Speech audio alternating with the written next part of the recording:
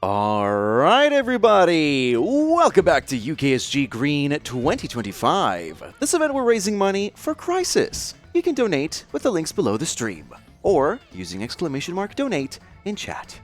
We would also like to shout out BSG for their continued support. And now, it's time for Leah to run the penultimate run of this event, Diddy Kong Racing. Good luck, let's do this! Hello everyone, I am back again and about time too. I brought my good luck charm with me again because I spent too much time making this to not use it for both of my runs. We're going to be using TT the clock for this run to start with, however there is a donation bid war at the moment for the character I will use for the final boss of this run, so do not want to miss out on that. If you want me to suffer, make me play Pipsy. But let's get this party started. So I'm going to go ahead and start this file in 3, 2, 1, and go.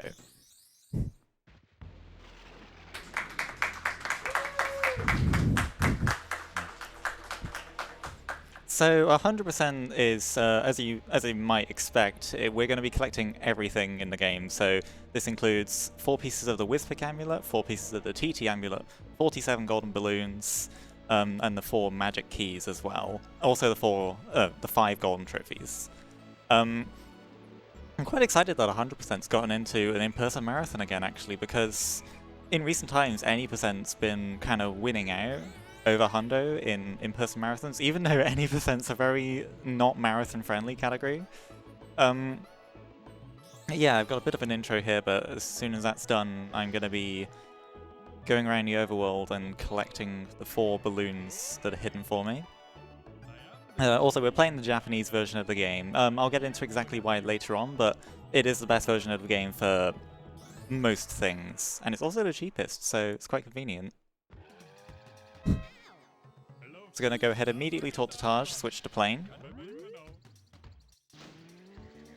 And we will be going ahead and collecting balloons around the island. So there's 1. There's another. Actually, it can be quite hard to make that turn and not bonk there.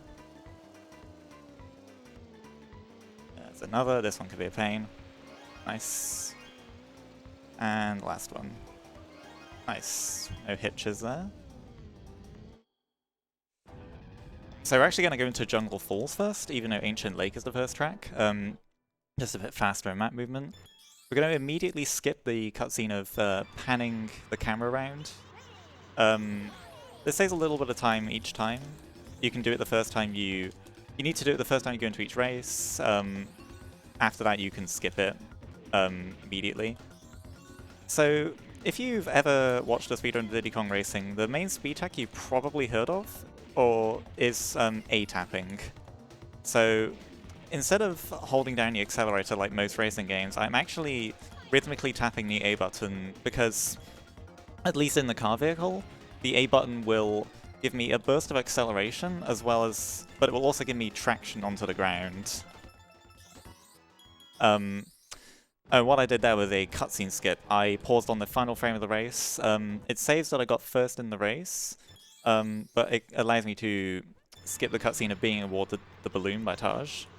But back to A-tapping, we essentially want to maximize the effect of the acceleration, but also minimize the effect of the traction that it gives us. And A-tapping, specifically in the car vehicle, you want to do it once every 4 frames, optimally. Oh, I'll get that lap 3. And yes, that allows us to go faster than normal. We're kind of like sliding on the ground. It's not overly slippery, but you can kind of think of it like that. Let's make sure I get that. Also, when I'm touching zippers, and this is an intended mechanic in the game, I'm actually letting off the A button. Letting off the A button. I'm also doing that whenever I use a blue boost balloon. It's a built-in mechanic, and in the car vehicle, I am not starting to tap A again until the boost has died out. And when that boost is beginning to die out, I'm also starting to go back into my A tapping more slowly. We call that feathering it allows us to extend the boost as much as possible, and that is really the root of most speed tech in this game, is extending boosts as much as you can. You'll also notice there are a bunch of bananas scattered around the track. Bananas will increase your top speed and acceleration by 2.5% for each one you get. So they're kind of like coins in the newer Mario Kart games. This is often considered like the hardest second track ever in a racing game, for reasons like that. There are jumps everywhere, anything can really happen in Fossil Canyon. It's kind of out of your control. There's a trick we go for here. Didn't quite get it this lap or lap 1, but maybe lap 3. Don't worry, there are plenty more chances to hit it. Hopefully I'll get it at least once. There's a trick where you can take 3 boosts in that canyon section and get a big jump. Let's see if I get it here. Ah, missed a balloon. But yes, you can carry a lot of speed through that canyon section. We call that canyonless, if you get it. Maybe inspired by a certain trick in another popular N64 game. Ah yes, the first time we miss a cutscene skip, we are forced to watch Taj awarding us a balloon. If you miss one of the first 4 cutscene skips in Dino Domain, you actually only lose about 3 seconds, but any subsequent cutscene skips you miss, or if you miss 2 or more in Dino Domain at the beginning, you will lose 6 seconds for each one, most of the time. We've had a string of car tracks just there, but we're actually going to plane track now. The cool thing about this game is that you can actually play in 3 different vehicles. In this category, we're restricted to just the default vehicle for each track, but in the track select mode, you can actually play in most of the tracks in most of the vehicles. When plane shows up, it usually means one thing. We're not going to be going quite the right way. The barrel rolls that I'm doing, they allow me to essentially ignore the liquid state of the lava, and there's a little gap at the bottom of the wall. Basically, I can do a barrel roll to go underneath the lava, and it won't affect me, it won't pop me back up until the barrel roll's complete. So that pops me out on the other end. I'm going to go back inbounds here, right at the end. There we go. 3 out of 4 cutscene skips, not bad. It is faster to finish that one out of bounds, but it's a lot easier to find the cutscene skip spot if you go back in. So we're going on to our first boss now. Each area is structured as follows. You have 4 races to do, then a boss, and then you do 4 races again with the silver coins, which I'll get into when I get there. But first we've got a little boss race. I don't know, I feel like giving him a head start.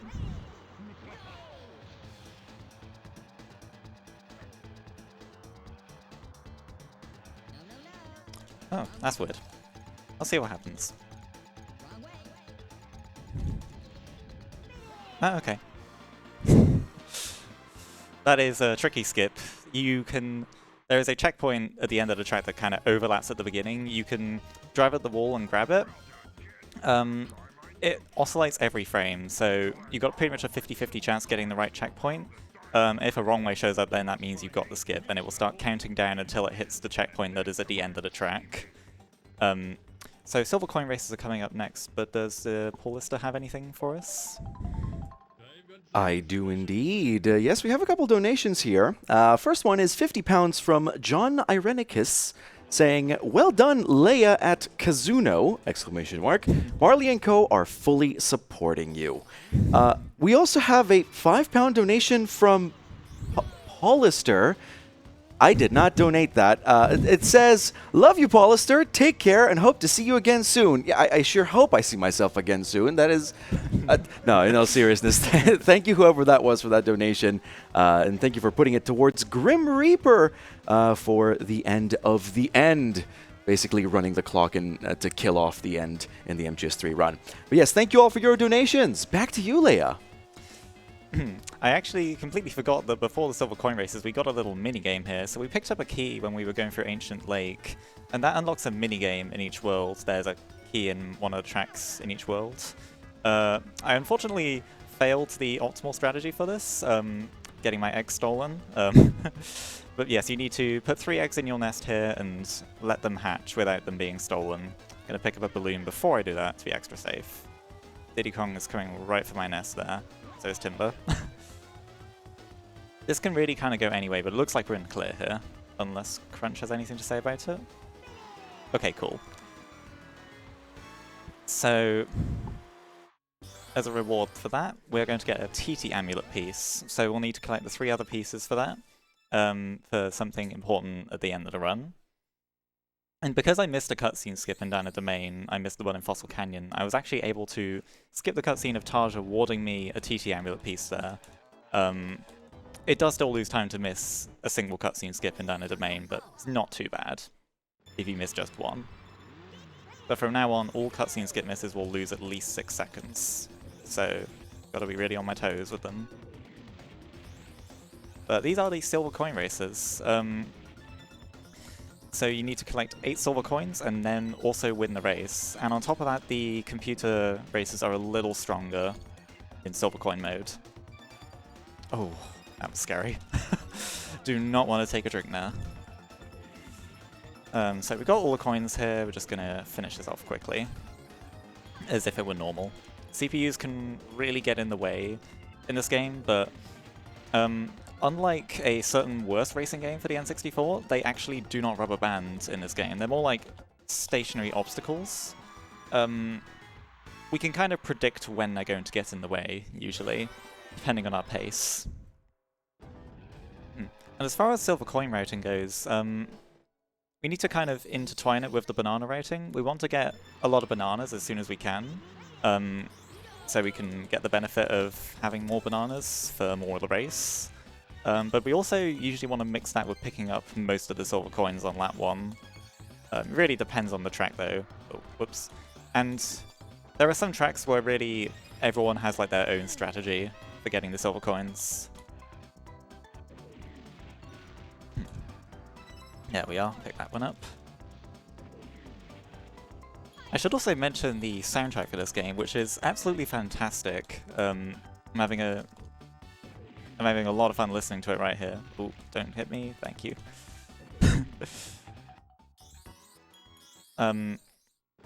Most of the time in individual tracks, and also the All Trophy Races category, we actually turn the music off for this game, which might sound like a sin of the highest order, but it actually... This game is programmed kind of weirdly, and the music actually causes lag, quite a considerable amount as well. I'll get more into specific effects of lag later, but in general, it limits the speed we can get. For example, when we're trying to get speed off zippers or boosts, we want to have a high frame rate, because it's kind of adding speed every frame, and of course if the frame rate's lower, it will limit the amount we can get. However, we don't always want a higher frame rate. There are many ways we can manipulate the frame rate in this game, and it's one of the most interesting things about running this game, really. It's also why, at the moment, our leaderboards currently only allow runs on original hardware, because emulator causes really weird things with lag. So if I get cannulus. There we are. Oh, I didn't get a cutscene skip. But that is cannulus. It's not the last we're going to be seeing of Fossil Canyon either, so maybe I'll get some more. Going into Hot Top Volcano here, remember this is a track where we went out of bounds. We're going to get all of the coins lap 1, and then we're going to go out of bounds on lap 2 for the rest of it.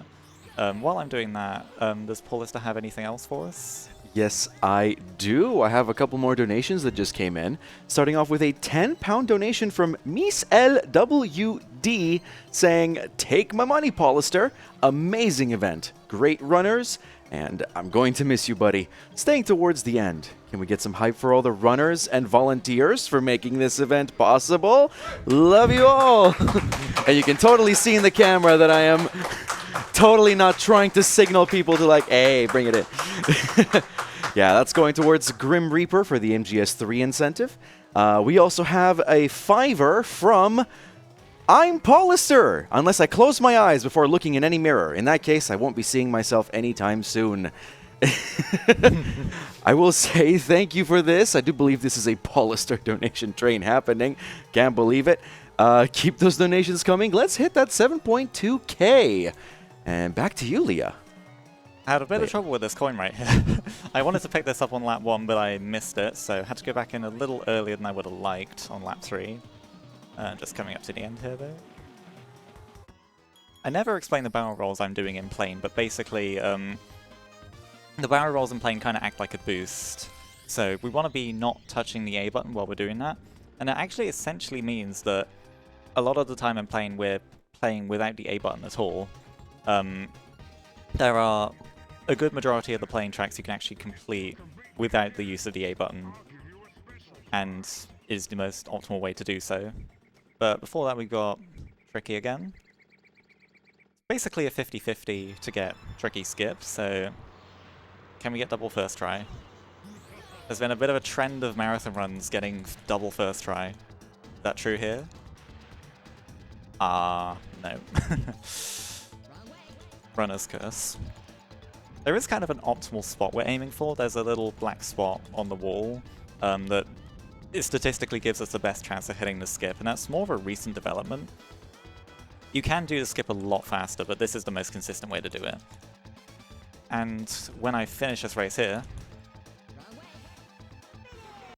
resetting the console, that's because we just want to skip a rather long cutscene that happens at the end. And we're going to be skipping most boss cutscenes from here on out, so a good few console resets in this run. So I'm back to the title screen. Go back and select TT again. The DS version remembers which character you used in a file, but not the N64 version. And Taj has a little something for us. He's got these 3 vehicle challenges he wants us to complete.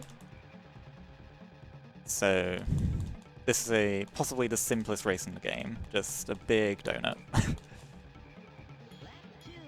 This is quite a good race for practicing your A-tapping, because you may remember that I mentioned A-tapping in the car needs to be done ideally once every 4 frames, and then you might also remember that I mentioned this game has a variable frame rate. Oh, please no DQ. Okay, good. You can sometimes disqualify if you're not careful there, but thankfully I didn't do that. Saved us 30 seconds of backtracking. But yes, variable frame rate, but also you want to be tapping at once every 4 frames ideally. That means that there are a couple different tapping speeds you need to know in the car. And Car Challenge is a great way to practice all of them because it kind of oscillates between the 3 main frame rates, those being 30, 20, and 15. The game can also dip down to 12.5 FPS, which isn't particularly laggy tracks like this one. This is generally like a fan favorite track casually. It is also a really good track in speedrunning, but it is very, very laggy.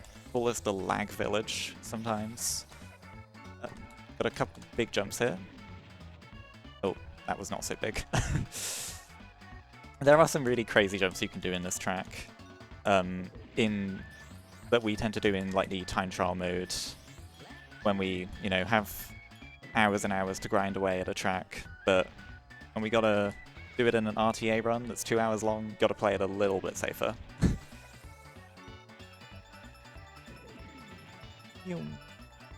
Nice. And we're really preserving speed, or rather, when you touch a zipper, it doesn't just set your speed to a specific number, it actually multiplies your speed.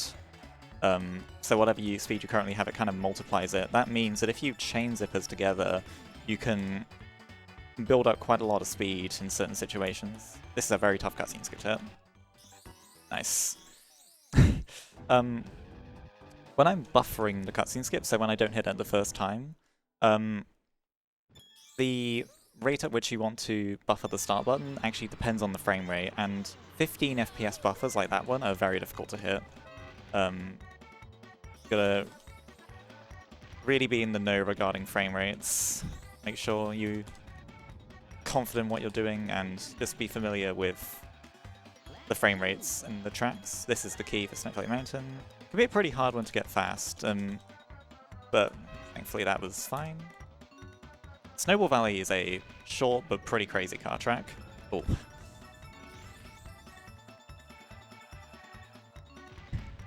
Oh. You can kind of cancel the oil slicks by, I forget what buttons they are, but I just kind of press all the buttons and it works. But there is a specific set of buttons you can press there to make the oil slick last half as long. Nice.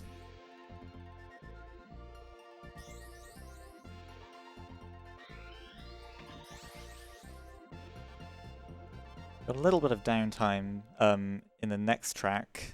So it's an inbounds playing track that kind of speaks for itself, and I think I'd probably should stay silent for it anyway so I can focus. So if there's anything else for the hosts, then now would be a pretty good time. Oh, missed the start boost. Yeah, all right. I can read out a few donations that have come in. It seems people are really leaning into this this meme that's forming here. We have £5 from 100% the True Polister, and they say, "Don't believe the host. I am the True Polister." Thanks again for another wonderful event. Every Polister in chat is rooting for you, Leah. We are many. We are one. We have £5 from Dark Shocks saying hashtag high five for Paul. And of course, we have another £5 from Mr. Retziluap, which is backwards for Polister, RM. No, not the RM. But it says, "Hello, I come from someplace far away." Yes, that'll do. I say we donate this money directly to Crisis. All right, well, thank you very much. I'm on my way to give that $5 to Crisis myself. Leah, all yours. No, I'm kidding. I'll be here.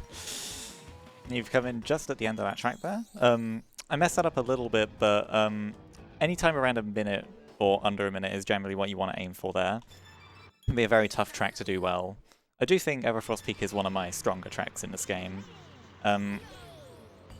You also will have noticed that you might have noticed that when I made some mistakes, like missing a boost in plane, I, instead of holding the A button and going back to just normal flying, I actually instead opt most of the time to throw in an extra barrel roll to back up a mistake.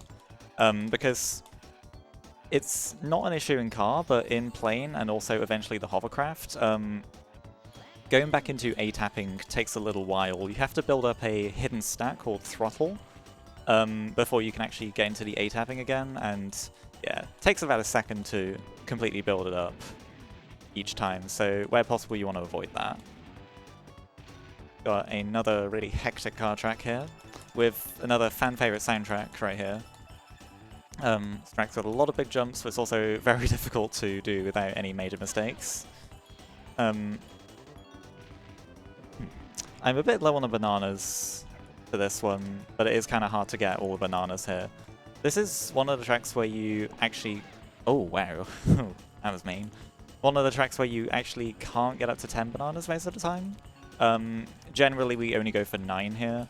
Sometimes it's just not possible to get up to 10 bananas in a quick and convenient way. I get this. Nice. Coming up on the boss of Snowflake Mountain here, and this will actually be our first time seeing the hovercraft, which is casual players do not like the hovercraft, but speedrunners love it.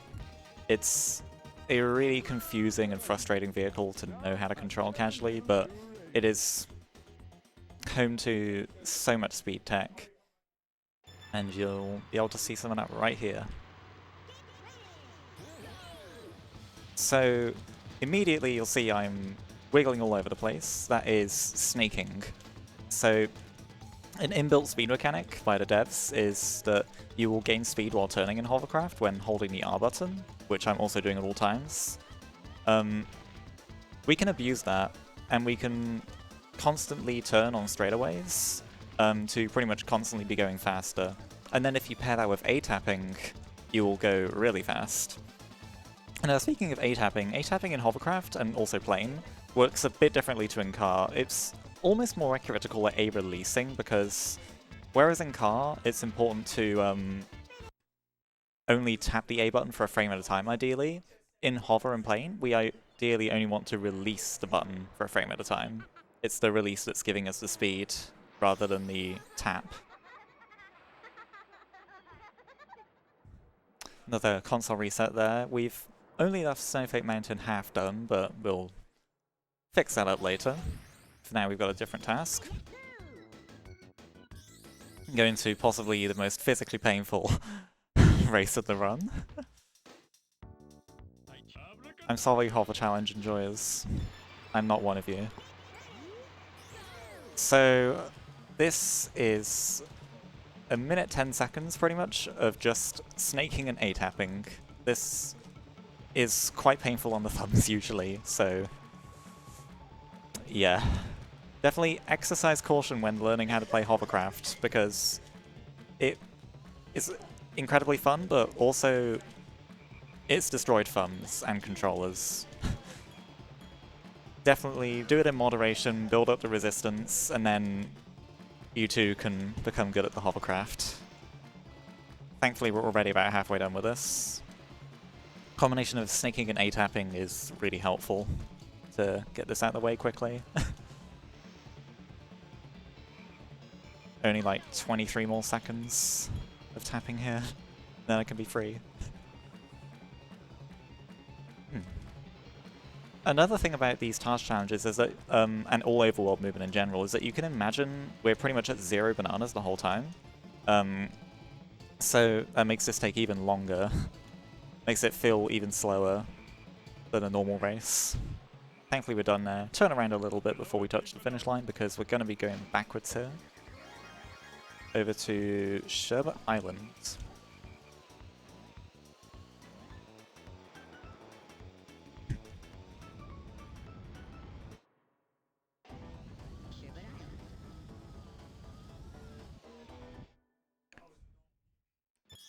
Our first track is Sherbet Island here, thankfully back in the car.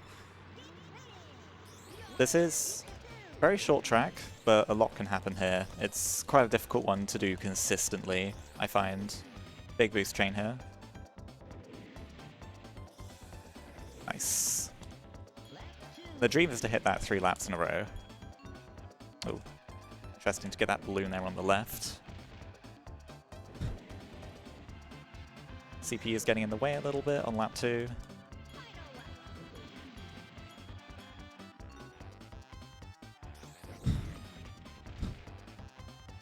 Oh, that was really janky, but it worked.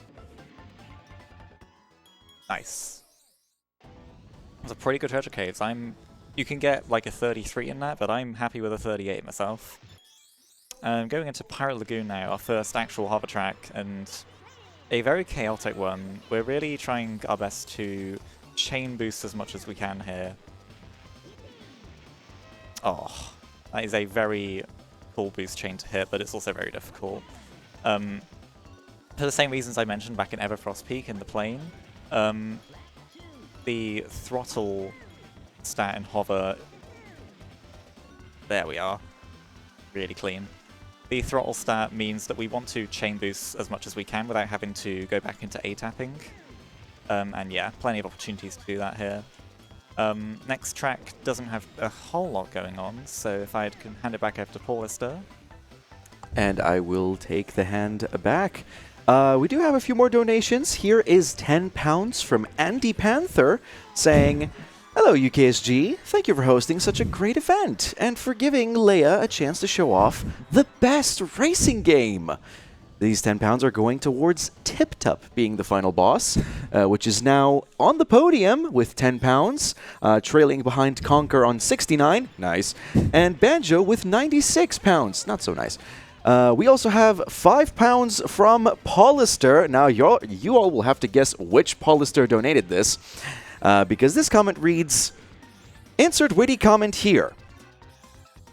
Very insightful, thank you very much. All right, Leah, back to you. Love you, Andy.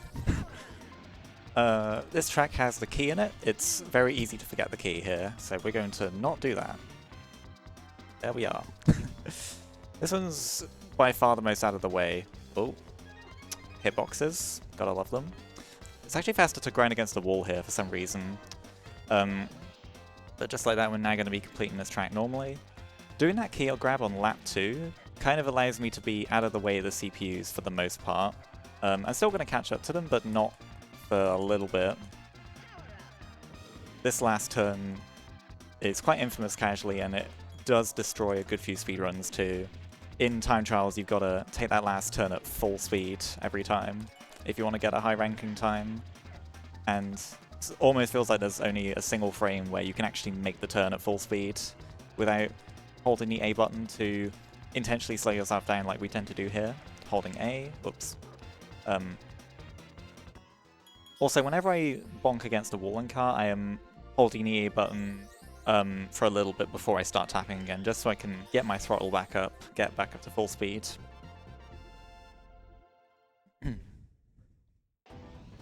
Coming towards the end of Sherbet Island Part 1 here. Oh.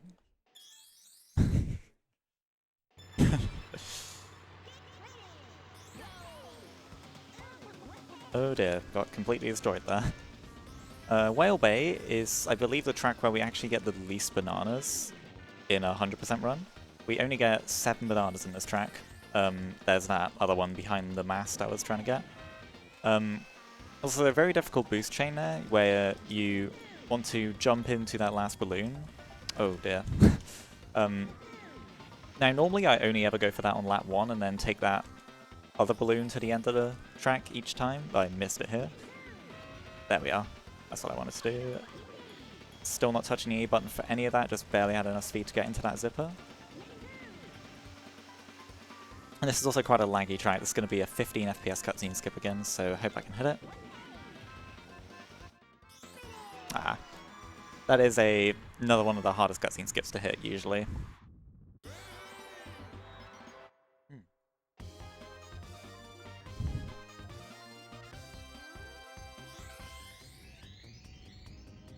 Just like that, we're already going back to the boss. Doing a couple jumps forward here. I believe it's ever so slightly faster to do that. Shout out to Ponytail for finding that. Shout out to Ponytail for being a legend, actually. Just the greatest to touch this game. World record holder for this category. And any percent. I commentated the any percent run that he did at ESA Summer 24. It was such a legend. And really, there are so many other legends in the DKR community as well. My favourite community I've ever been a part of, honestly. They are the nicest people around, very helpful, and also great to just hang out with in a VC at 2 AM. This is one of the only tracks where we're actually stacking up the balloons. So if you collect up to 3 balloons at the same type in a row, it will increase the power of the thing that they give you. And in this case, it gives you a really long boost. It's important to note that it doesn't actually increase the strength of the boost, just the duration. In the case of the triple boost here, it's giving us almost a second of boost time. And the reason why we do that is because there's really no other good place to use the balloons in this track. Because remember, we've got to build up our throttle every time, and that takes about a second to do. So if we're doing that with 3 blue balloons per lap, minus the last one, that's going to be 8 times you have to build up throttle. And that just takes too long. It's much more effective to just use them at the end there. A nice bonus at the end there is that we actually get some lag when we're going across the finish line. And lag can be a good thing if it happens in the second half of a boost, because that will increase the boost duration. You can think of it like lower frame rate. Imagine the boost dies out a little bit every frame, so if it's a lower frame rate, it's going to die a bit more slowly. And to our final Taj challenge here. This is plain challenge. This is the hardest one to do fast, but also my favorite. I imagine this is probably most people's favorite challenge. I know we've got some die-hard hover challenge enjoyers, but this is my favorite. Gotta be really careful in some parts of this though. There are some places where you can bonk quite easily. Like there. This turn is a menace. The frame rate always dips super low there, and when you've got a lower frame rate, it's harder to turn. You also lose a bit more speed when turning if it's a lower frame rate, so you'll be really careful there. Not too much here now.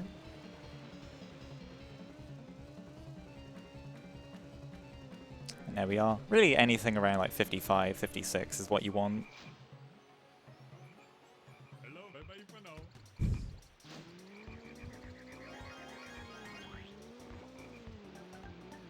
So actually going back into Dire Domain here, we had a little bit of unfinished business here, even though we completed all silver coin races, and that is the trophy race. So we're going to be going back through the 4 Dire Domain tracks, with a little surprise at the end. For now, this is pretty much the start of a little rinse and repeat process we're going on, so this would be a great time for the hosts to say anything else they might want to say. Well, I do have one more donation here. It's another £5 from Paulister, saying, nobody else stand up. Can the real Paulister please stand up? Nobody else stand up. Yes, hi. Hi, it's me. Wrong Paul! Okay. But thank you. Those £5 are going towards the Dockside Dispatch for the MGS3 incentive. It is still trailing the other two options at £44 compared to the leading option, which is Grim Reaper at £60. So it seems like people want to just run the clock and let the old man die of old age. Also, we don't have any more Paulister donations as of late, which...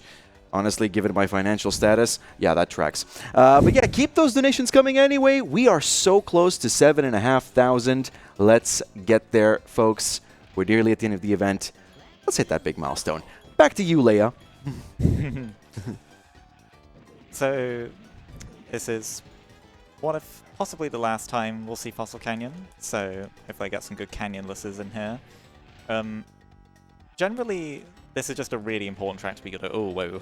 Yeah, anything could happen here. This game is jank, but it's jank in the best way. Trust me. It might look like I'm going all over the place here. I kind of am. But,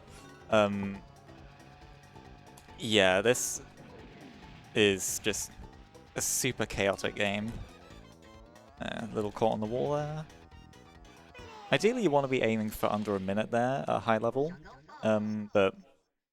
I mean, it's quite hard to do that. Jungle Falls is a super good track, just super quick. It's, I'd say a fan favorite in speedrun community is Jungle Falls. Cool. Got a little bit of tilt on the car there that sent me over to the right. We call that cross country, when we can't hit that zipper and have to go all the way over to the right. Big jump.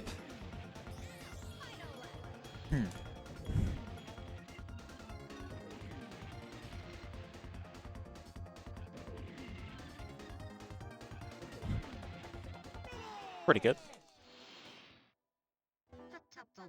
So now we're back in Hot Tub Volcano.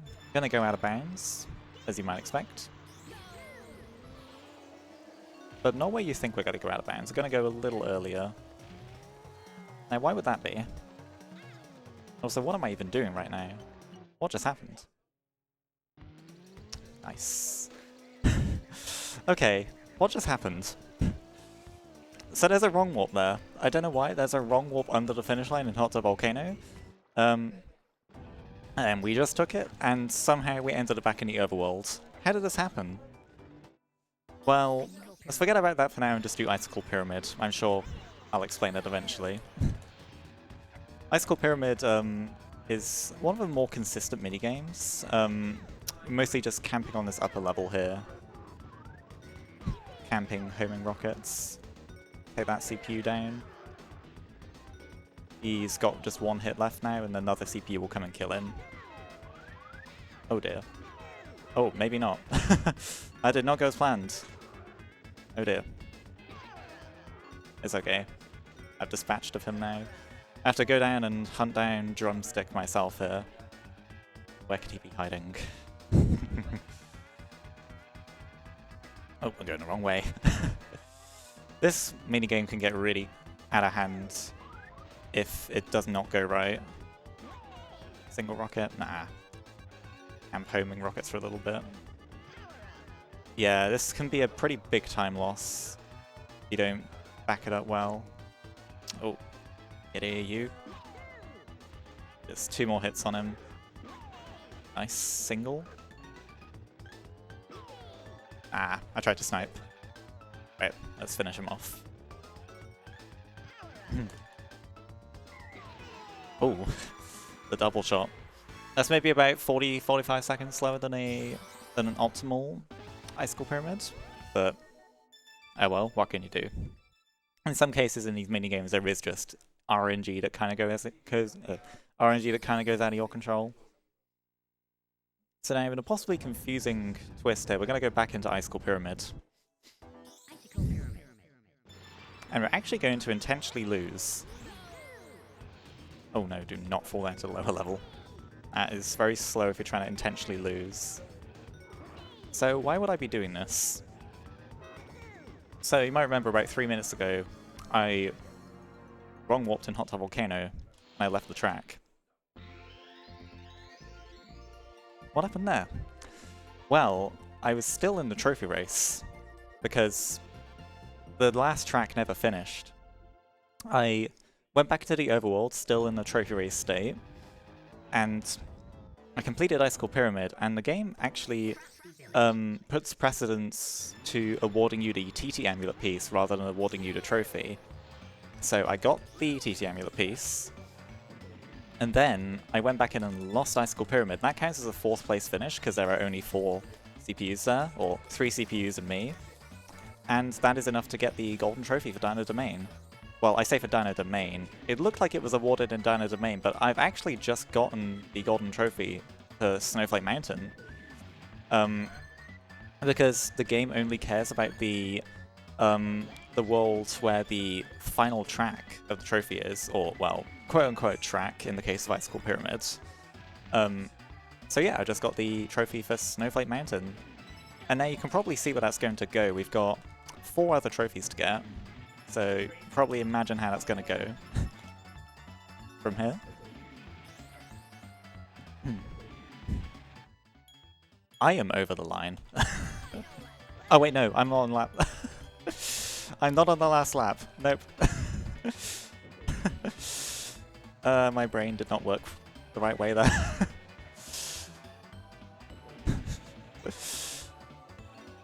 That would have been really confusing if that were the last lap, and I did not trigger the end of the race with that. The finish lines are placed really weirdly sometimes, but not that weirdly. There we are. Doing the rest of Snowflake coins here quickly. Snowflake Mountain actually has some rather difficult coin tracks, and in general, Snowflake Mountain is considered possibly the 2nd hardest world in the game. Even though it's the 2nd world you play out of 5, it is some really tough races. The 3 car tracks and the 1 plane track are all very easy to mess up.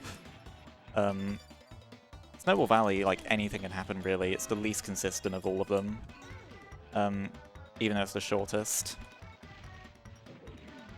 Oh, I need that coin lap 3.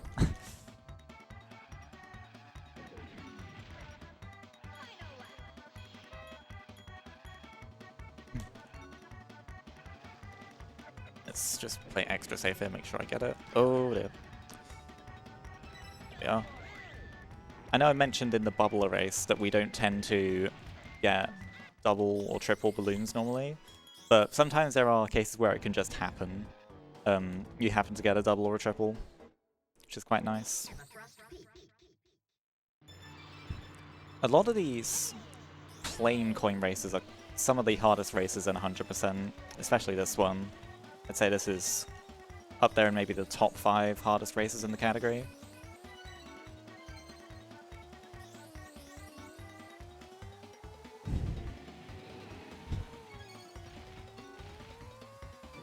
We do have more bananas than we would normally have here. Oh, I'm so thankful that was not a hard bonk. Normally we can only get up to 5 bananas in this track, but I've gone up to 6 here because we take a little bit of a detour to get some of the coins.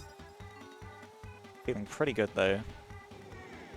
I do need to slow down a little bit for this coin anyway, so I'm back into A-tapping here. And now back out of A-tapping. And now we're pretty much just finishing the race as normal.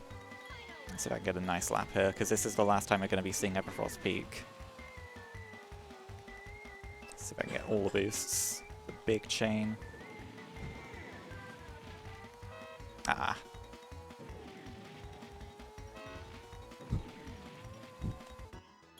Nice cutscene skip. Going to the last race of, well, the last coin race of Snowflake Mountain, the second to last race of Snowflake Mountain overall. Another rather difficult coin track here. Yeah, it's a bit of a testament to how difficult Snowflake Mountain can be. If we look at the all trophy races category for this game, which, not to brag, I currently have the world record for, definitely to brag, you can do the trophies in any order, and we've only recently started doing Snowflake Mountain as the first trophy in that. Or some people have started doing Snowflake Mountain as the first trophy in that one because it's just that difficult. You want to get all those races out of the way very early on. And yeah, everyone struggles with these tracks a little bit. Walrus Cove is a super fun one to do fast though, if you hit all the boosts, get it all perfect. The coin we're looking for is on the normal path, so we're chilling here.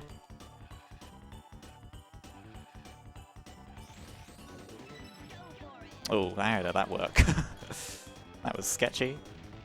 We are actually up to 10 bananas in this track. A lot of the time in coin races, you will have different banana counts to what you normally get. And in most cases, I think you end up with more bananas. So it can also be helpful to play time trials a little bit where you want to do fast lap attempts with 10 bananas in all cases. And that helps you to adapt to the tracks with 10 bananas and more easily in a 100% run. So we're now going to do Bluey again here, and then we are actually completely done with Snowflake Mountain after that. This is our final race here. This is pretty much the same as Bluey 1, but it's got less boosts, so a lot of this is just going to be about 45 seconds of just hover A-tapping, so I'll allow Paulister to take over for a bit here. Sounds good. Well, I have a few more donations here. People have been really generous just now, so thank you very much. We have £10 from Trust Me, I'm the Real Paulister, saying, good luck on your run, Leah. Hope you manage a PB today. Donating 10k to keep Paulister here. If only I could. Sorry, you will have to settle for 10 crisp ones.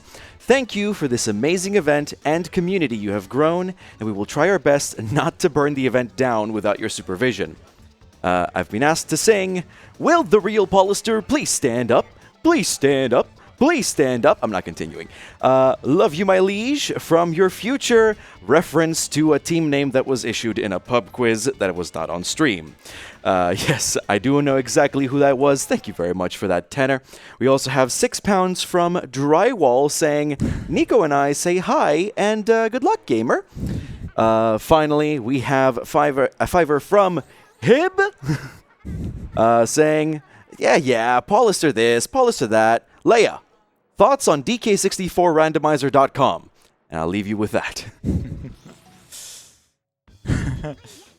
Not sure I can comment. I've never actually been a DK64 person, but seems pretty cool. Also, shout out to Drywall and Hib as well. Hib actually, okay, so for a little context, I also run the DS version of this game, which you should absolutely try out. I know it's a little bit sketchy compared to the N64 version, but I love the DS version of this game. And Hib actually hosted for a little GDQ hotfix that me and Brandino did a couple of years back in June 2023, I believe. And this was my first time meeting Hib in person at this event, so hello Hib if you're watching. Hello.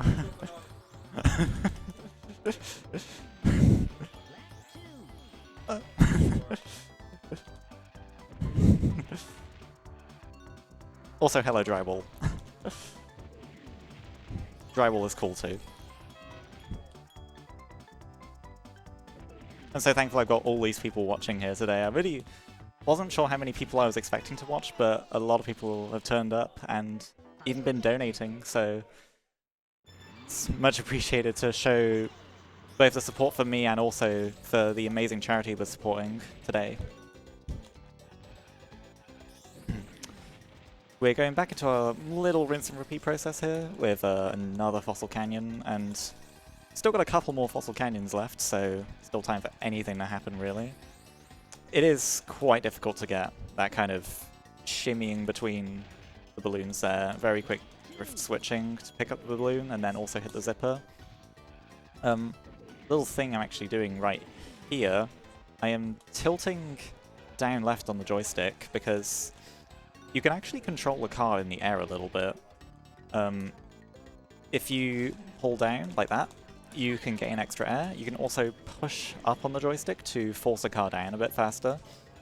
And in some cases, if you have tilt on the car like right here, you can also hold left or right, and that will curve you in that direction a little bit. So in that case, it allows us to curve quite far into the tunnel. Ooh. I could tell something sketchy was going to happen there, so I held the A button to be safe. And very thankful I did, because I nearly hit that bubble otherwise.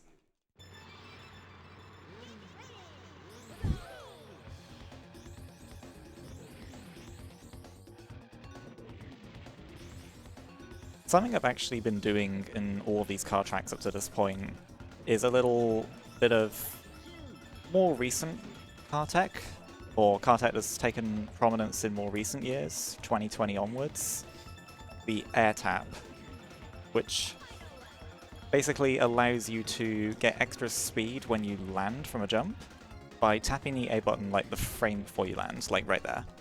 Pretty much any time I'm off the ground from a zipper in the car, I am doing an air tap right before I land to get that extra bit of speed. You can kind of think of it as getting your wheels spinning before you hit the ground. That's a really good analogy of it. Going back into Hot Top Volcano here to do another wrong warp. Oh, bit off to the left there. A bit hard to see where you're going because the track does not load in all the time. And also the actual wrong warp is quite tiny, so it's very easy to miss it like that. So now we're in Dragon Forest. Last time we ended up in the overworld. How did that happen? Well, there are 3 different outcomes for the wrong warp in the Japanese version of the game. Overworld is actually one of the less common ones, so I'm a bit surprised we got that first. The most common one, which we just got, is Dragon Forest in a car. We can also end up in Dragon Forest in a plane, which is the most beneficial one, I believe. Allows for a possible reroute to save 25 seconds over the course of the run. For now, we've got the hardest minigame here, Darkwater Beach, and oh no. There is a fast way to do this, but if you mess up any part of it, you have to resort to camping. So, possible motion sickness warning for like the next minute. I'm gonna be just turning around here, picking up this balloon over and over before, just to get rid of these guys quickly.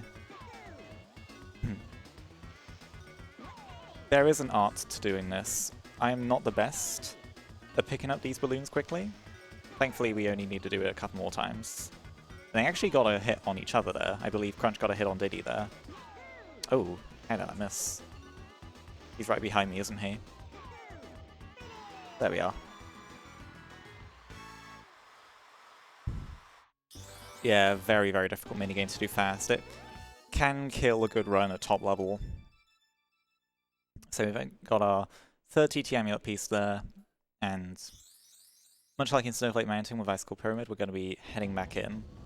Little jumps forward as well to save that tiny bit of extra time, like a frame or so.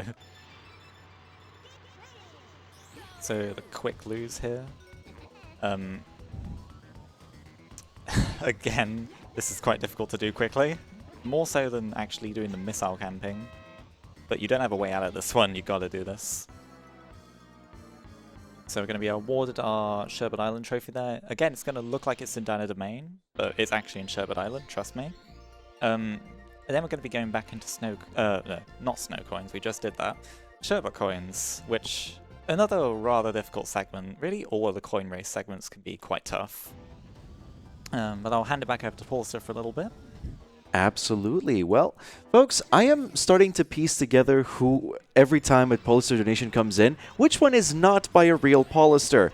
Here's £10 from the True Real Pollister saying, "Hello, the True Real Pollister here, not the Pollister reading this donation, but the True Real Pollister."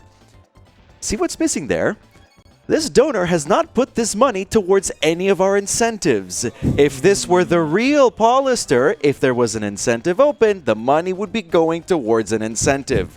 So do not forget to put your money towards incentives if you really want to pretend like you are me. In more wholesome news, we have £50 from Prof Monkeys saying, "Thanks to everyone in the UKSG community for being so welcoming to Princess Gabby. It makes me incredibly happy to see this group of gamers being so welcoming to the next generation. I mean, why wouldn't we be? So, she had an incredible time and looks forward to the next event already. Thank you very much, Prof Monkeys, for that donation. And Princess Gabby is welcome here every time, every single time. I don't even have to be here, and I won't be. But yes, thank you for your donations, folks. Leah, back to you. Thank you, one of the real Pollisters. One of?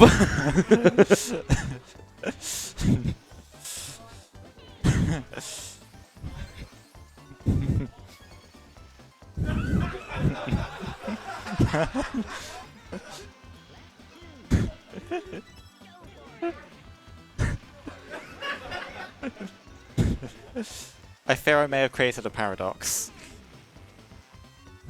Oh, trust me, the paradox was there from the get-go. We're just adding fuel at this point, and well, if it means we get to 7,500, I'm all for it.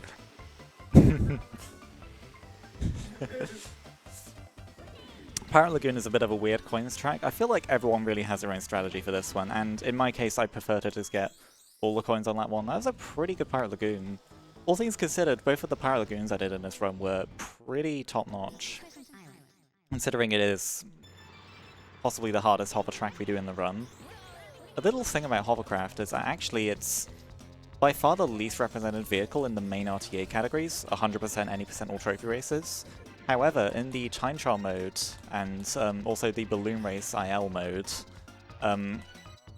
it is actually the most represented vehicle because you can actually play hovercraft in every track. It's just that out of the 20 tracks, we only get to see it in 3 of them in the main RTA categories.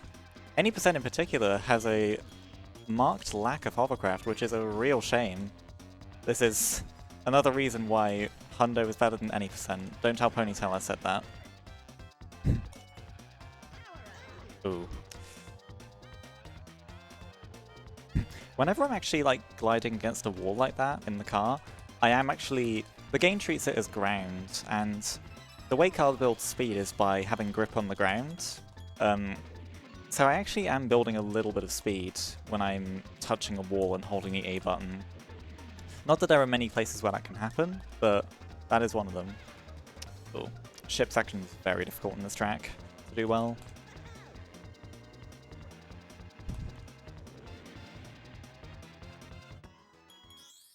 Nice cutscene skip.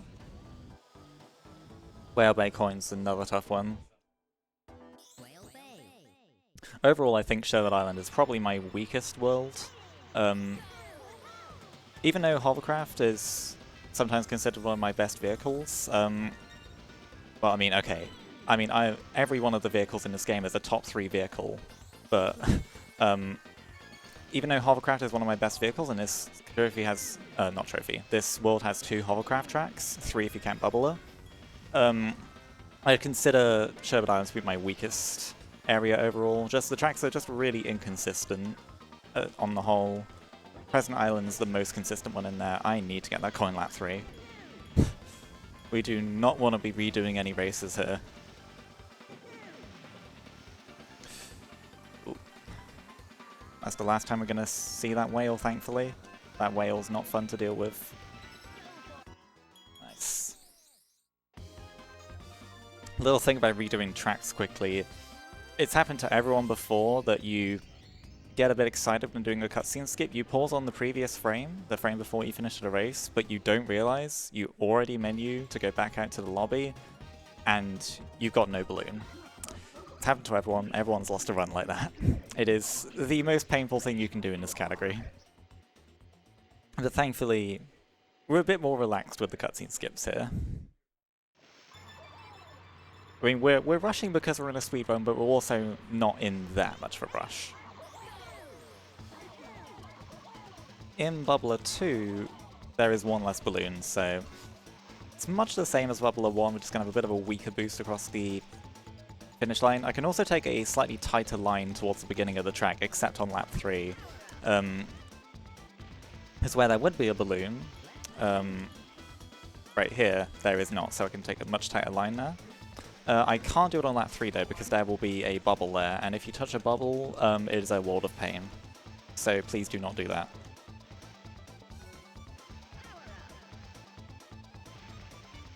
It'll be a little hard to see what's coming around the corner there. Oh, I did not follow my own advice. That's what happens if you touch a bubble. Don't do it. Don't try it.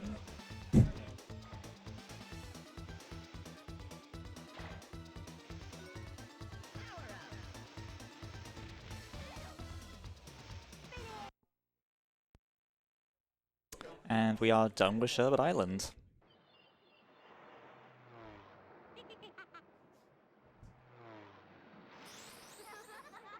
Something I did forget to mention at the start of that whole Sherbet Island segment, starting with the trophy, was I am just heading straight back into Down Domain each time now. And when I'm doing that, so as soon as I get into my file, it's actually fastest to go into Plane Challenge first. Because you can redo the Taj challenges as much as you want. And if I go into Plane Challenge, it puts me a little closer to the Dyna's main door. Also lets me press C up and C down immediately, which respectively toggle the camera and toggle the indicators in races, which that's how I prefer to play, zoomed out cam and indicators off. And it also gives me a little start boost to get into Dyna's main a bit more quickly. So in a bit of a twist here, so far we've done 2 trophies. We've done the first 3 races as normal and then gone over to, respectively, Snowflake Mountain and then Sherbet Island. But we also do need the Dino Domain trophy itself, which even though the cutscene looks like it's awarding the Dino Domain trophy if you look at the background, but we've actually been awarded the respective trophies for those worlds. But yes, we do actually need the Dino Domain trophy as well, so we're going to be finishing that one normally. So no sketchy, weird, early out of bounds or wrong warps in Hot Top. And you'll also notice that in trophy races we don't actually need to do any cutscene skips. As far as cutscene skips go, there are 40 of them in a 100% run. Nobody has ever gotten all 40 in one run, but there have been a kind of gut-wrenching amount of 39s out of 40. It will happen eventually. We don't know who will do it. Top contender at the moment is Trident Tail, former Hundo world record holder and general legend. But yeah, it's yet to be done. But until then, because we're back doing our little rinse and repeat for a little bit, and also for the next trophy, as I'm going to be going straight back into the trophy race after I do Hot Top Volcano, I will hand it over to Paulister again, or it may be the real Paulister. Who knows at this point?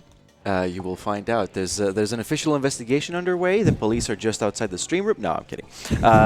We do have a few donations, though. We have £10 from Crowbar45 saying, "It's been so long since I've seen this game. Great to see it being run at UKSG Green. Best of luck for the rest of the run, Leah." We also have £10 from the True Real Paulister once again, this time saying, "How dare the host, aka the one of the alleged real Paulisters, call me fake?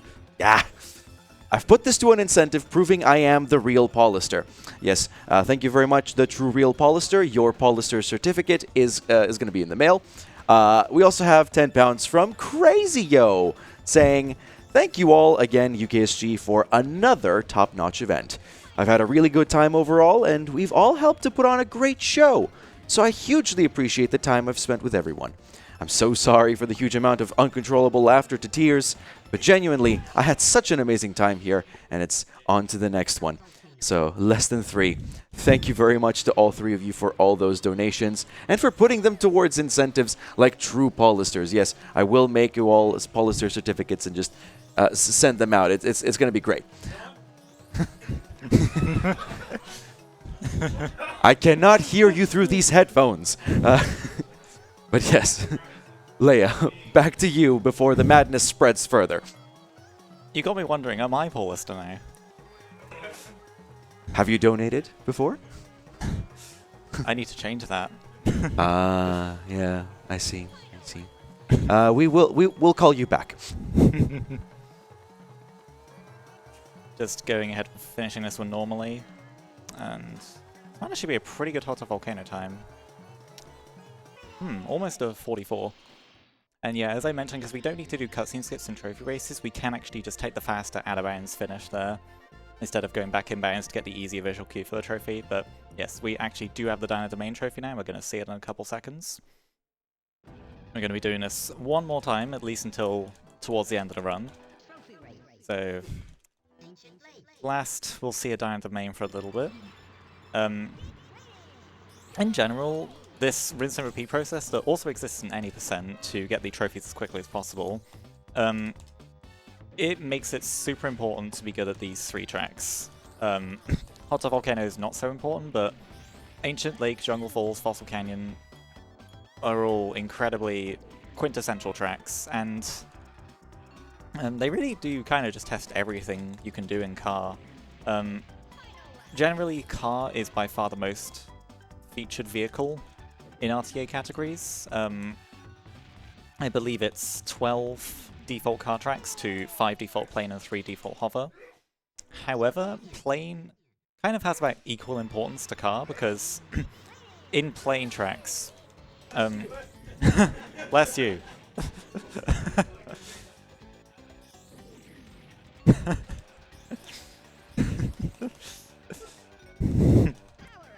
Yes, plane has about equal importance to car, because the plane tracks, the time you save or lose it's much more significant in plane, because any bonk in plane loses like about 5 seconds is a commonly accepted figure. Depends where it happens, but plane bonks are very, very punishing. Ooh, weird tilt there. No, a very weird car tilt there, kind of the opposite of what I'm looking for. However, you can react to that. In that case, instead of tilting down and left, I actually would have tilted, or ideally tilted up and left. Oh, I could tell that wasn't going to work. There's kind of a specific patch of sand you want to aim for there. I don't like sand. Specific patch of sand you're looking for there that gives you the jump you need. But, so last Fossil Canyon for a little bit.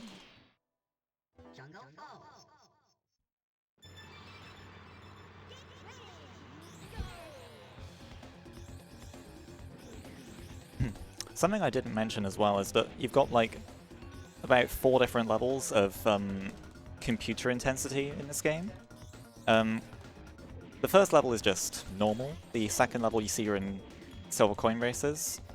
And the third one you see during trophy races, which means that in trophy races the computers will be in different positions, and sometimes that is actually quite beneficial. In this track, for example, on a normal good run, so when you're doing the track for the first time in the run, the CPUs will really get in the way right when you're in that tunnel section on lap 2. However, in Trophy Race, they will be a bit further ahead out of your way, so you don't bounce around so much. Another wrong warp here. Will I hit it this time? A bit far to the left. Ah. There we are. Dragon plane? Question mark? I summoned it. Haha! Nice. Right, so I cannot believe I got that. That's very rare to get that and Overlord in the same run. Okay. So, in a bit of a twist there, oh yeah, for the record, Overlord and Dragon Plane are both about a 1 in 8 chance, so already about 1 in 64 odds this run. 64 the magic number. It's because I got Dragon Plane here, I'm actually going to go ahead and do the boss of Dragon Forest a little bit early. Because you can... I mean, obviously you're not supposed to have plane in the lobbies, so they never programmed ceilings. Speaking of ceilings, we can do a ceiling boost here. Big Noom. This is an out of bounds that was conveniently found on April Fool's Day back in 2019. It used to be a major run killer because it's a really tough out of bounds. It's questionable as to how it even works, because it really feels like it shouldn't work. You're kind of breaking the ceiling a little bit to get out there, but due to recent developments, shout out again to Mr. Ponytail, it's actually very, very easy to do now. One of the easiest out of bounds in the run. And it's thanks to the magic of the C right button, which will put the speedometer on, or it toggles between the speedometer and the map, but what we're looking to have is the map on at all times, and then be able to switch to the speedometer. The reason for that is because the speedometer, it's coded rather poorly, and I think there's some code that like refreshes every frame or something, and that means that whenever you put the speedometer on, it induces a lag spike most of the time. Oh, what am I doing? I forgot where I was going. You don't get Dragonplane very often. It's easy to forget what you're doing after that. Yes, I'm still in the Dragon Forest trophy, so I need to go ahead and finish that quickly, and Haunted Woods is the fastest track in Dragon Forest. So what that effectively means is that we now have Dragonplane routing. However, because we got that when we were going to do Dragon Trophy anyway, that doesn't really change too much. This is also a very cool car track. I really like this one. Except for this turn. It's kind of a blind turn. But it's a very fast and fun car track. Definitely one of my favorites. I'll get into why exactly Dragonplane routing saves time a little bit. But yes, what I was saying about the C right button, the speedometer induces a lag spike most of the time, and we can use that to our advantage. Mostly to, in that case, the best application of it in 100% is to make the Smoky Out of Bounds clip about 100 times easier, which is really nice. It's allowed for a lot of development in the category in recent times. Right, now we finally have our Dragon Trophy. Gonna go ahead and do Dragon Forest. We've got a rather actually difficult out of bounds here. This one's still as tough as ever. This used to be, I say used to, about 10 years ago maybe, long before I was in the community, this used to be considered too difficult to do RTA. It's still the hardest out of bounds in the run. It was, for a while it was smoky, but now this is back to being the hardest one. Again, really don't know how that's even working, to be honest. It feels like you should not be able to get out there. Kind of breaking the ceiling. As if it wasn't bad enough that it's the hardest out of bounds in the run, it's also got the hardest actual out of bounds movement in the run as well. You can see I'm constantly changing my verticality here. Gotta go up and down, and it's quite easy to clip back in here. This particular part of the track is very narrow. Checkpoint here. Despite that, I do really like this track. This is one of my... Well, this is probably my favourite out of bounds track to do fast. I'm gonna go back in bounds again for the finish line.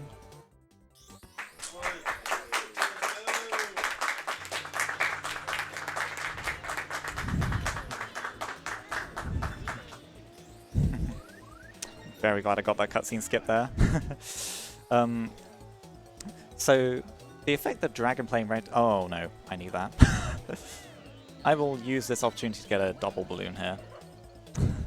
The effect that Dragonplane routing has is that you may have noticed I'm somehow already back in Wimble planes and I'm doing coins. That is because we've already beaten the first Smoky race. Oh, be careful, don't go back out of bounds. Oh, inbounds, rather. As we've already done the first Smoky race, the only thing the game checks for when letting you play a double coin race is that boss 1 has been completed and that the normal race has been completed. So by clicking restart instead of go back to lobby, we are able to... Oh dear, I missed the checkpoint. We are able to immediately do Wimble Plains coins. And we can do that for all 4 of the Dragon Forest races. And the effect that that has is that it saves an additional 6 seconds on top of the 6 seconds you already saved from a cutscene skip. It saves another 6 seconds by allowing you to avoid some extra map movement. Just about to come back in bounds here because we went out of bounds on lap 1 to get some of the coins. Going back in here, pick that one up. Another really difficult thing about this track, like I would say this is probably commonly agreed to be the single hardest track in the run for a number of reasons. Another thing here is you're doing the whole thing on 4 bananas. Well, you don't have to be on 4. I messed up, so I only had 4, but you never get more than like 6 for this. And the less bananas you have, the harder it is to do the out of bounds. Gonna go ahead and do the same thing here for Boulder Canyon. I need to pick up the key the first time I come here. And then the second time will be the Silver Coin Race if I get the cutscene skip. Aside from that, I'll hand back over to possibly the real Paul Lister. I don't know at this point. The police are still out the door. They're still checking documents. I had to run off to give him like a birth certificate. It's we're working on it. We're working on it. For now, here's some more donations. We have £5 from Anonymous that says, Paulister, Paulister, Paulister. Paulister? Paulister! Amazing. Also, you are not the real Paulister. You did not put that money towards an incentive. See to it that this is rectified. Next donation. We also have £5 from Mr. Ponytail that just says, John. That money is going towards Conker being the final boss character for this, with Conker trailing Banjo £106 to 79. So there's still time, a little bit of time to change the results, so keep those donations coming. Finally, we have £5 from, I believe for the last time, the true real Paulister saying, hello, unfortunately, I am not one of the true many. I am It's Page, pretending to be Paulister. It's expensive, even though I've stopped donating for the day. Doesn't mean you should. So let's keep those donations coming through. So lots of love, less than 3. That money is going towards Grim Reaper for the MGS3 incentive, which is currently far and away in the lead at £125. Over double of the Epic Stealthy Battle, which is second place in that incentive. So go to ! Donate in chat to look at all of the options for our last 2 incentives and to donate for one of your favorites. Back to you, Leah. John. Right, so... John. Speaking of incentives, if you want me to really suffer this current incentive I've got for this run, vote for Pipsy. She is going to make me feel pain. Although, voting for your fan favorite is also acceptable. Conker. People love Conker, people love Banjo. People love Tip Top as well. Tip Top is not quite as painful as Pipsy, but is going to make me suffer a little bit. It's quite interesting that Tip Top and Pipsy are often... Oh, nice jump there. Tip Top and Pipsy are very popular picks for playing the game casually. However, they are kind of the worst characters for speedrunning. They are very, very slow. And they also turn a bit too much for my liking. That was a pretty good Boulder Canyon coins, all things considered. Oh yeah, we're going to be presented with the boss door again here, but we actually don't want to go in. I'm going to go ahead and do the minigame instead. But yeah, you actually kind of want like average handling, which is what TT has. He has best top speed, really good acceleration, but average handling. And if you play it a little bit, like if you learn to speedrun this game, you really realize TT... It feels like the game is built around TT's handling. It's truly incredible. Up to our last minigame here, Smoky Castle. Like Icicle Pyramid, which I didn't explain, we actually... You can back up at the beginning of the minigame, and in that case that allows us to get straight into collecting these bananas. I need to be a little fast for this second set of bananas right here. If I'm a bit slow, I'll get shot by Banjo. But otherwise, this is a really chill minigame. It's the easiest one, thankfully, to finish the runoff. You are a little pace-locked by how quickly the bananas respawn. You can quite easily outpace them. Yep, just a couple more quote-unquote laps here.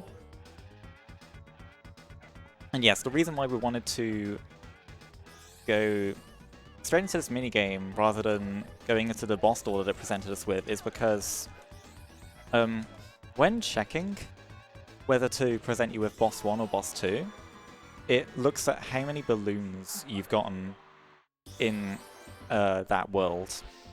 And in this case, we picked up 4 Dragon Frost balloons, so it's going to award us with, it's going to present us with Smoky 1. However, we've already done Smoky 1. What we're looking for is when we have 8 balloons, then it will present it with Smoky 2. And that's when we can actually go ahead and finish it off.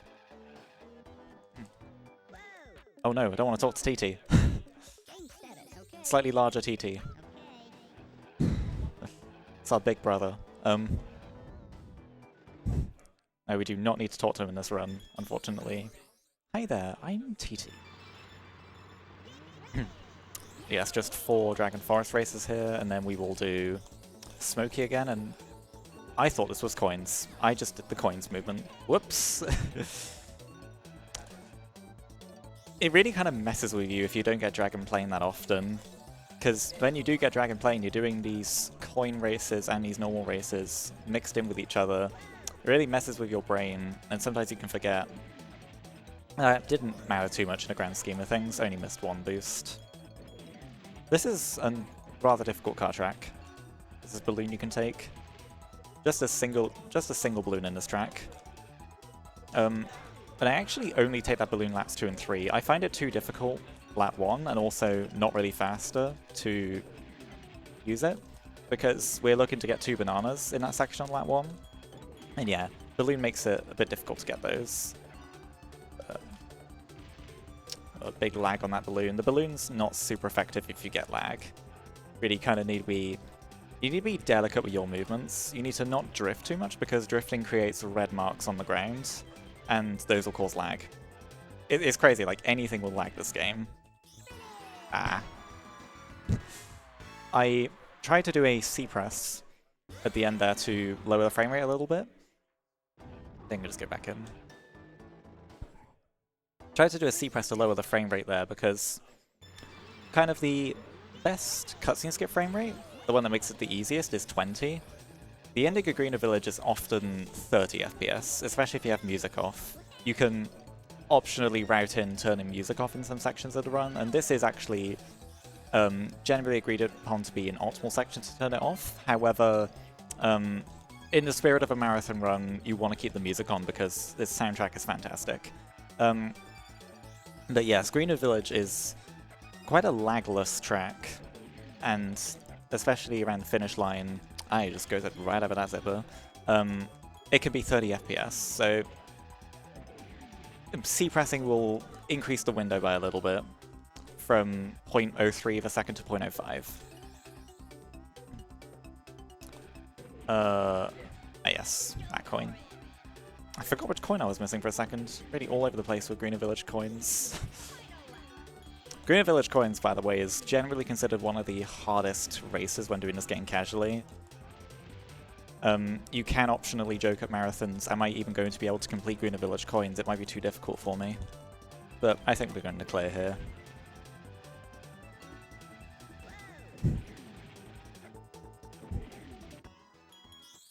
Quite far over the line with that one. Alright, we're going back into Haunted Woods.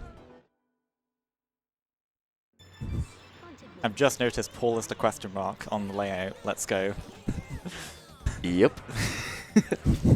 I am Paulister.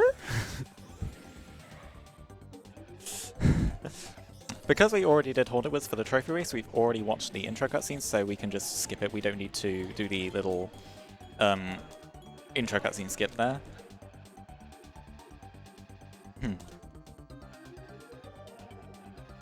Shout out to just Haunted Woods in general. This is a great track, except when you miss every zipper.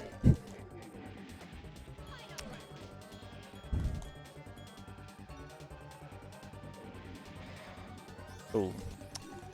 Diddy Kong almost causing problems for me there. It's not your game, Diddy Kong. Oh, almost went out to the lobby there, but want to do the restart because we got Dragon Plane, did Smoky early. Why is this called Diddy Kong Racing if none of us actually play as Diddy Kong anyway? You know, we brought this up at the ESA run, that the protagonist of racing games is never actually good for speedrunning.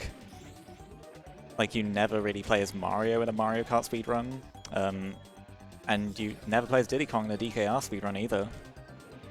In fact, Diddy Kong's possibly a bottom 3 character. He's an alternative pick if you want me to feel a bit of pain for the incentive. I do not know what coins I'm missing.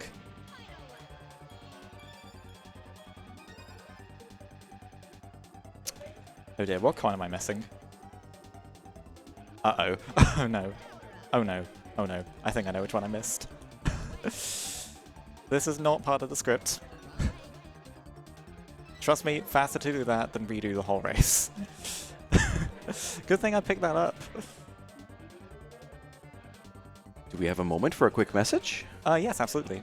Well, folks, remember what I said about us hitting $10,000, except in pounds? You know how close we are to that? According to my calculations, 33 pounds and 13 pence. So with a 35-pound donation, we are there. So if anybody, I don't know, if anybody has something lying around in the couch cushions, now is the time. Especially because I believe we are approaching the end of the final boss character choice incentive. Leah, how much more time do you need for that? I'd say you should close it in about 15 minutes. 15 minutes for you all to either keep the result as it is with Banjo in the lead, or change it to Conquer, or Tip Top, or Diddy Kong, or the runner suffering generator Pipsy. So do keep those donations coming. Let's hit that $10,000, not pounds, dollars for Crisis. Back to you, Leah. I actually missed Smokey out of bounds there. That is not a common occurrence these days. I think I was too far to the left. There we are. Get the little ceiling boost again. So it's technically a bit risky to do the ceiling boost, because if you touch the bottom of the map, which it can sometimes force you to do if it sends you too far down, if you touch the bottom of the map, you quote-unquote, or well, as we call it, void out, you'll be sent back to the start line with no lap progression. And you've got to be extra careful in Smokey in particular, because sometimes really weird things can happen if you void out at high speeds in Smokey. And in one of those things is possibly crashing the game. So you do not want to do that. There we are. Progression for completing the boss saves as soon as I think it saves a frame after you cross the finish line. So we're good to reset whenever. But now we have gotten all 4 pieces of the TT Amulet, all 4 pieces of the Wizpig Amulet, all 4 of the Magic Keys, 4 of the Golden Trophies, and 39 of our Golden Balloons. There's nothing left to do in the first 4 worlds in the game, so gotta go ahead and face off against the big bad guy. This cutscene used to freak me out as a kid, by the way. I thought I should put that in there.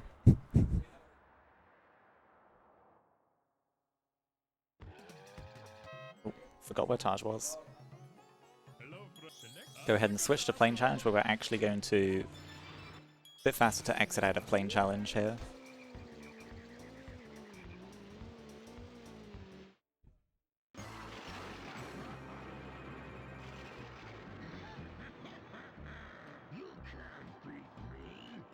Well, guys, we can't beat him. You just said it. I think the run's over. We can't beat him.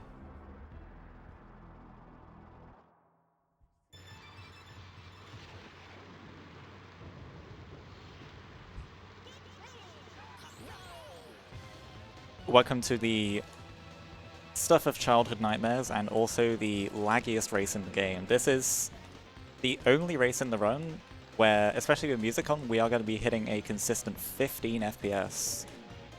This is also a very cool car track to do, actually. This is definitely the most fun boss track. But casually, this race is extremely difficult, and probably prevented a lot of people from completing the game their first time through. Yes, the air taps are super important here. Tap in that A button before we land, get a little speed boost, get our wheels going. you can build up some crazy speed, but it's also really hard to do so, not only with the extreme lag from the music, also with the water scattered around the track. If we touch that water, we are going to be slowed down a lot. If we fall in a pool of it, we are going to be in a lot of pain. Oh, nearly happened there. Ah, could have had some big speed there. That really shows the stacking speed effect of touching multiple zippers in a row. But, well, we beat him. I guess he was lying. Gotta wait a little bit here.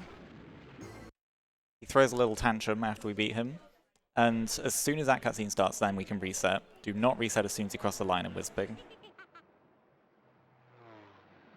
But with that out of the way, we are heading over to the final area of the game. And possibly one you might have not even known existed.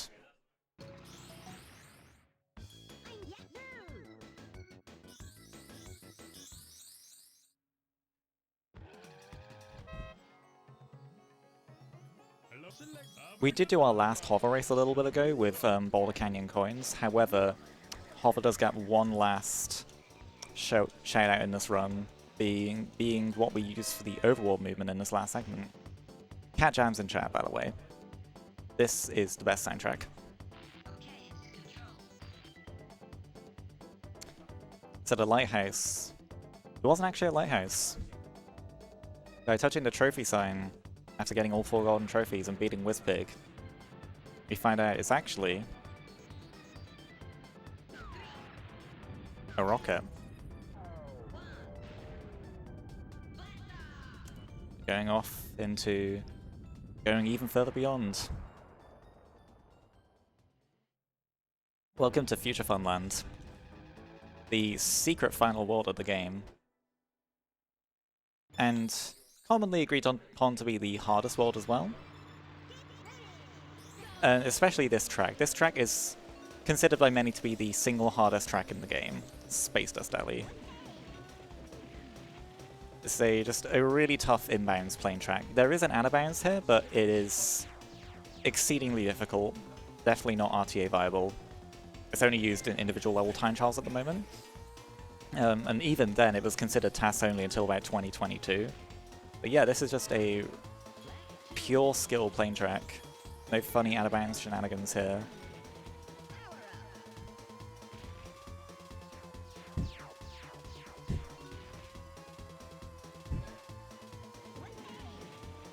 And tracks like this really showcase that plane has the potential to go the fastest out of any of the vehicles. And that is also why plane often has the biggest time save potential. Because going at light speed here, but if we touch a wall, we are going to be in a lot of pain. I had to do an emergency adjustment there because I was going to go right into that wall. I grabbed that A button as fast as I could because I knew I was going to have some problems there. Slowed me down, allowed me to recover. Nice.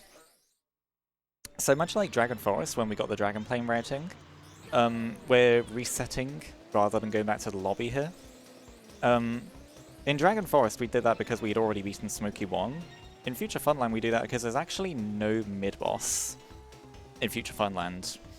So as soon as you beat the normal race, the silver coin race becomes available. Ah, I missed that. That is a really weird coin to get.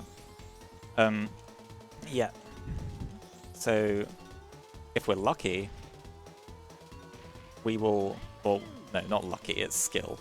If we're skilled enough, we will hit all 4 of those cutscene skips, get the big 12-second time save on each of them. We've already hit 1 of them. Let's try this one again. Bit safer this time. That is a really difficult coin to get quickly. So yes, just from 4 cutscene skips, you can save 48 seconds, or rather lose 48 seconds if you miss all 4 of them, which would not be ideal. We've just left 1 coin at the very end there, which we're going to get on lap 3. Fastest to get it on lap 3.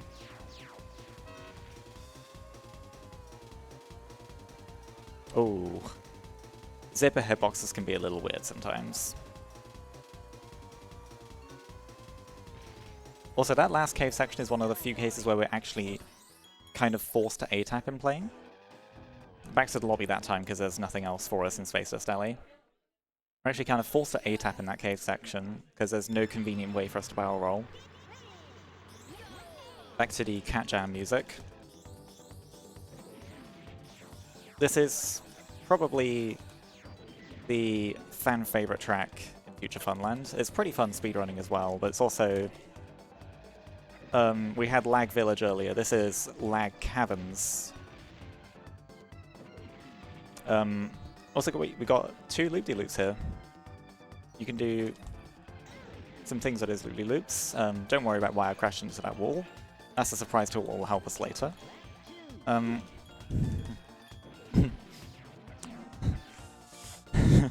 This is also the longest track in the game in speedrunning. This is the only one that generally takes over 1:30 to complete at top level. You can do it under that, but it's quite difficult to do so. I don't know about you, I feel like crashing into that wall again.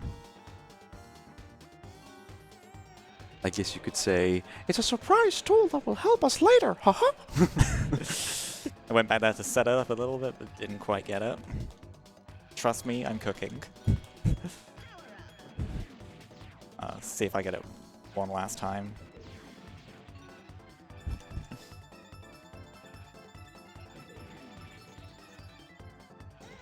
Whoa. This track is also running at a comfortable 15 FPS a lot of the time, so any mistakes are harder to come back from because throttle builds up more slowly when you have lower frame rate. Yes! Oh, where am I? Wait, where am I? Where am I? Oh no. Wait, I'm moving. I'm not stuck.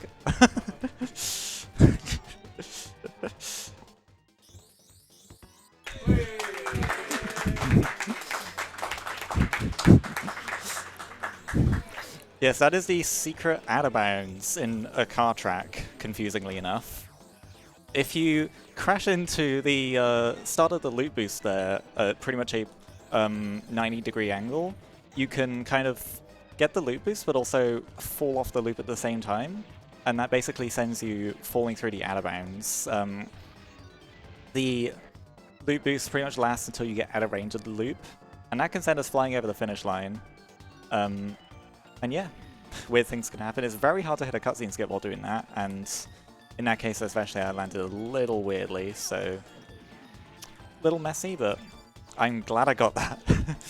And for the record, you can also do that off the silver loop. Well, people debate what color it is. Some say it's blue. They're wrong. But yeah, you can also do that off this loop. It saves about 5 seconds if you do it that way, but it's also very, very difficult. I would never expect to hit it in a marathon run. I say that, I did actually hit it when running all trophy races for No Glitches Allowed back in December, which I was very excited about. Ooh. Did I say no glitches allowed? I meant no holidays allowed. It's technically a glitch. We consider it a shortcut in the time trial rankings. Nobody heard anything. Right, finally come to the end of Dark Moon Caverns coins here. And after this, we are... Oh, whoa, that was really sketchy. Can I get this cutscene skip? Nice. We're actually going to go out of Future Funland here, and we're going to do one final round of Dino Domain, doing good old rinse and repeat, Ancient Lake, Fossil Canyon, Jungle Falls, and then the wrong warp in finishing it in Future Funland to get the trophy. So with that in mind, I'll hand it back over to Paulista. Folks, thank you very much, Leah. I have some exciting news. This UKSG has just raised 10,000 US dollars. I'm sorry for jump scaring you, Hib. But yes, we have hit that milestone, and it was thanks to 2 donations here. £15 from Seriously, I Am Paulister, and let's see what this clown has to say. No, I'm kidding. Don't listen to this imposter. Even the Tech Genius Squad is doubting his legitimacy. Adding to incentive to prove my legitimacy. I expect my I am Paulister documentation, or can we make it merch for a future event? Also, congrats on $10,000. Yes, we did hit that. Thank you very much. Can we reach 7.5K to determine the real Paulister? Yes, chat, can we do that? Listen to this seriously I am Paulister person. Let's hit that. We are 85 pounds away from that, actually. That's exciting. But yeah, thanks for a great run, Leah, is how this comment finishes. And the money is going towards Banjo being the final boss character, which is, oh yeah, it's getting pretty close. We also have a £50 donation from Brandino saying, good luck to Leah. It's amazing to watch you destroy both versions of DKR to be the dual champion. I'm so proud of all you've done and continue to do. Shoutouts to 3DS capture cards. Half of that is going towards Conquer being the final boss character. And so Conquer is trailing by less than $20 of Banjo. So a $20 donation could flip the script here as to who's going to be in the final boss. So keep those donations coming, folks. Let's get that 7.5K. That'll be really exciting. Back to you, Leah. Oh, big jump. I messed it up a little bit. I thought lap 2 was the last lap. It was not. Love you, Brandino. It is true, I am the time trial champion in both versions of Diddy Kong Racing. If you head over to dkr64.com, that is our time trial website for the N64 game. And it is just a wonderful website. It's given me so much. You know, I would have loved to wear my dkr64.com shirt. By the way, you should get our merch. I would have loved to wear my shirt, but the people wanted the maid costume, so maid costume it is. And I can give the verbal shoutouts to dkr64.com for being the source of so much of my competitive speedrunning enjoyment over the past couple years, and my rise to the top. Coming up to our final wrong warp here. So what will we get? We do not want to get Dragon Plane this time. It'd be really nice to get Overworld. Oh, I missed it again. It's so hard to pinpoint where it is. Dragon Car. Dragon Car's boring, but what can you do? Yes, generally, for most of the trophies, except for Dragon Trophy, you want to be getting Overworld ideally, because that will put you closer to the world you're trying to get into. If you get Overworld for Dragon Trophy, that's when a problem happens. Yes, we're going to finish off the Future Funland Trophy quickly. Space Alpha is the fastest race, and this is actually one of the few things that makes the Japanese version the most optimal, because there is a Japanese only out of bounds here. It's quite a funny one. It's quite funny that it exists at all. Oh no, I missed the shield. That might cause problems. Oh no. Right, we gotta back up. Trying to back this up in a really weird way here. Promise this will be worth it. Right. There we are. Yeah, they just forgot to put a polygon up there. You can just fall out of bounds. Oh no. I jinxed myself. Alright. This has been a hot mess. It's fine, we'll clean it up that too. Yes, you could just fall out of bounds in this track because there is a missing polygon in the first release of the game, the Japanese version. I mentioned the Japanese version singular because there is, unlike Mario Kart 64 and some other games, there is only one Japanese version, which is really nice. Makes it less confusing when you're trying to look for the version to purchase. Another thing about the Japanese version, which I did forget to mention during the wrong warp segments, is the Japanese version is also fastest because of the wrong warp outcomes. As I've been talking about Overworld, Dragon Car, Dragon Plane, Japanese is the only version where you can actually get all three of those outcomes. If you play on US or PAL 1.0, the game will crash when you wrong warp. If you play on US or PAL 1.1, it will always send you to the overworld. But the reason why we want Japanese is because it could be faster if we get Dragon Plane. Allows for that possible 25-second time save of Dragon Plane mounting, doing those return to lobby cutscene skips. Yes, just another trip through Spaceball Alpha here. If I get the reset race cutscene skip here, we will be doing 3 Spaceball Alphas in a row. The only track in the game that you can do that in a hundo run, optimally. And really in this track we're just looking to hit 3 checkpoints. There's one in the top corner here. There's one in the bottom right corner of the map. And there's another one in the bottom left corner right by the finish line. So we're really just drawing a big triangle.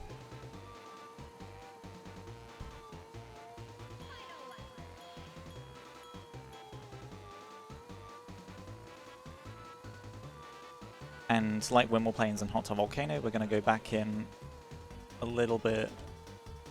Oh, I forgot that's not a wall, that's an out of bounds wall. Nice. Yep, the triple Spaceport Alpha. And as is the theme with these out of bounds coin races, we're going to be collecting some of the coins, going out of bounds, and then coming back in lap 3 to finish it off.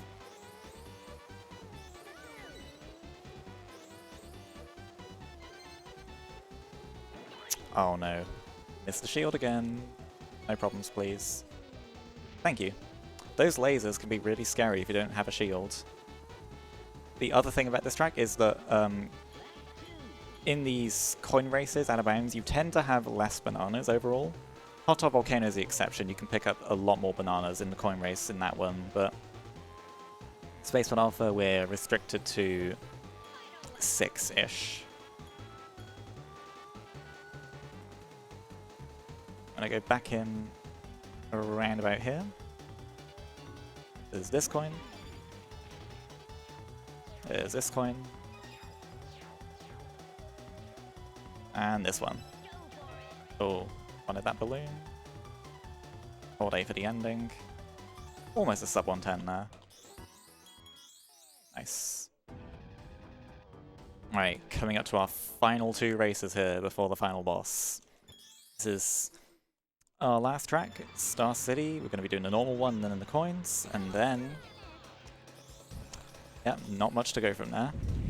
That does mean last chance for everyone to get their donations in for their favorite character. So keep them coming, folks.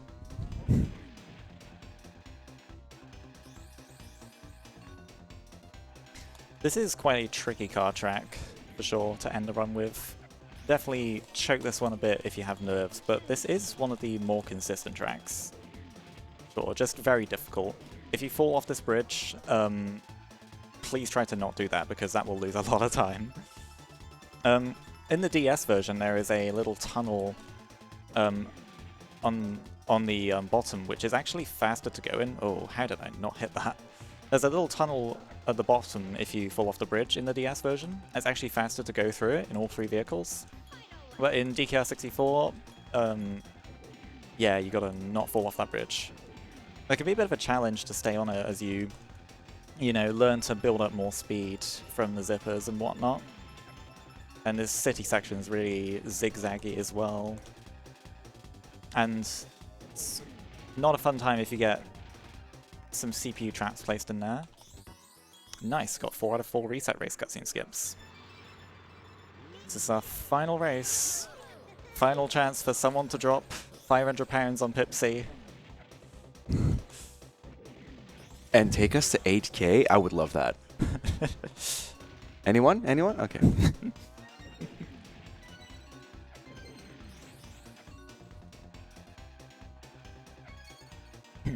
In this track we get just about all the coins lap 1. Oh. Yeah, I bonked and actually picked that one up from the recoil there. Helpful. So just one last coin here. It's a rather risky one as well. If you get full speed like I was there, it's considerably easier to fall off the bridge in that case than it is normally.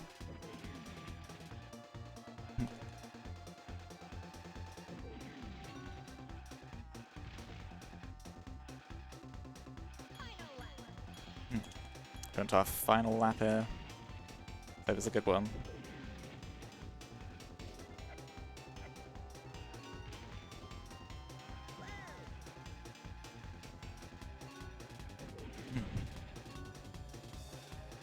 And do we get the final cutscene skip of the run? We do. Alright, who will I be using? I am closing the incentive. I am refreshing the tab one last time. The character you will be using with £131 and 90 pence is Banjo. Uh-huh. That's a very favourable choice. Banjo is a great character to use. He's possibly the best of the non-unlockable characters.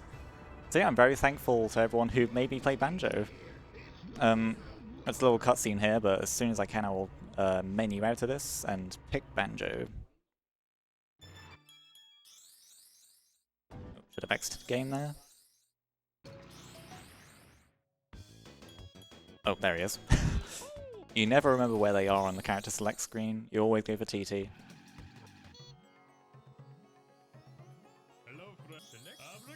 Oh, I went to the Hoff challenge there. That works too. Yes, Banjo has comparable top speed to TT. He's only slower than Crunch, Drumstick, and TT. The main thing is his acceleration and handling, but it's not a huge problem to work around. So, gonna head back into Wizpig here. And if you've been doing your homework, you know what a plane track usually means. You know what we're gonna be doing here. Oh, got a weak start boost to start it off. That's not a good start. Do not want Wizpig to be ahead of us. That can cause problems when we're trying to do this. Oh wow, we got it anyway. Yes, you can have a lot of problems if Wizpig's ahead of you there, because he will cause a lot of lag if he's on your screen, and that makes it harder to get the speed you need. It's kind of a miracle I got that with a slower character and lag from Wizpig being in my peripheral vision. Yeah, it's kind of a miracle I got that. And not much left to go here. That purple stuff kind of acts like water, so it will bring me to its surface if I hit it, and also prevent me from barrel rolling. Yes, not much left to go here. Got one final lap to come up. And timing will end as soon as I cross the finish line on lap 3. So, in about 10 seconds from now.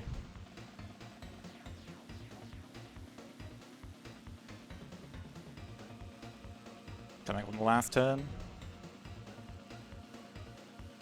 And time.